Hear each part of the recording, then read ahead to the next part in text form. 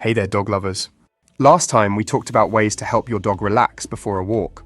Today, let's chat about reactive dogs and how you can help keep your furry friend from becoming one. A lot of people think that reactive dogs are the same as aggressive ones, but they're not. A reactive dog might just not trust its owner enough. This can happen if you skip the important steps in building trust while they're growing up.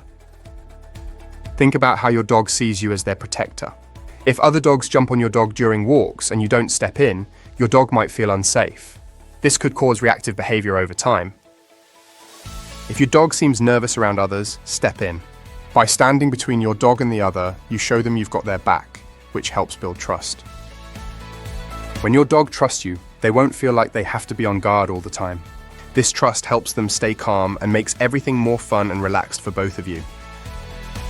When you're at a dog park or out for a walk, pay attention to how your dog is acting. If they seem to want to avoid another dog, it means they might need your help. Stepping in quickly can help prevent them from becoming reactive in the future. Remember, trust with your dog is like a journey. By always being there for them, you'll grow closer and help prevent them from acting out. Stick around for our next video. We'll be sharing some tips on how to handle reactive behavior.